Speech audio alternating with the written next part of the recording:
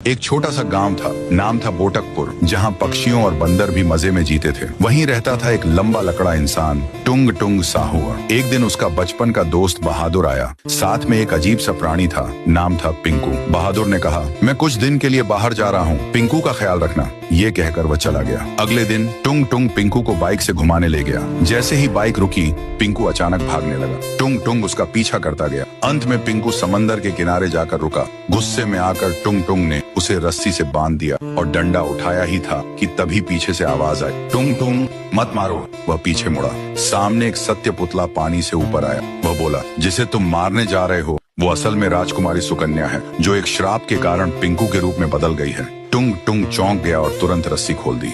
सुकन्या पानी के पास गई, पानी छुआ और असली रूप में आ गई।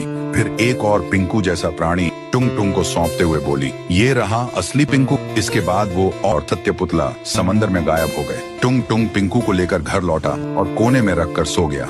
अगली सुबह जब उठा तो देखा ढेर सारे रंग बिरंगे हीरे, खिलौने और एक नीले रंग का बॉक्स रखा था। अभी उस बॉक्स से सुकन्या की आवाज आई, अगर तुम पिंकू को बहादुर को लौटा दिया तो तुम्हें न हीरे मिलेंगे न ये खिलौने। तभी बाहर से दरवाजा खटखटाया गया। टुंग टुंग और पिंकू बाहर आया। बहादुर कहा, पिंकू ने तुम्हें परेशान तो नहीं किया? टुंग टुंग मुस्कुराया, नहीं, पिंकू बहुत अच्छा है। उसने पिंकू बहादुर को सौंप दिया। अंत में टुंग टुंग दुखी नहीं, बहुत खुश था, क्योंकि अगर बहादुर पिंकू न लाता तो न सुकन्या की मुक्ति होती और न टुंग टुंग को इतनी बड़ी सौगात मिलती।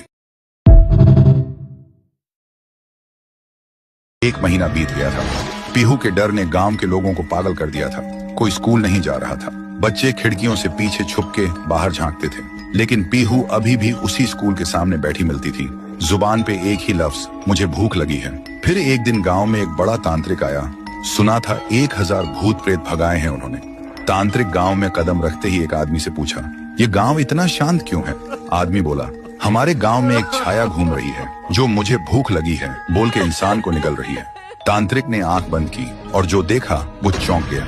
फिर उन्होंने गांव वालों को बुलाया और बोला, वो बच्ची की आत्मा किसी वस्तु में बंद है, हमें उसका असली घर ढूंढना होगा, वहीं कुछ मिल सकता है।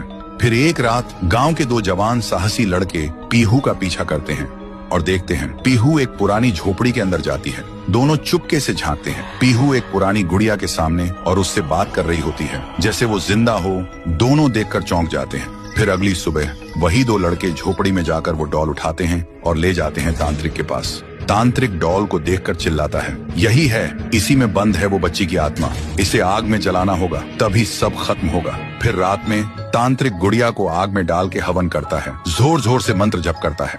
तभी एक भयानक चीख गूंजती है, मैं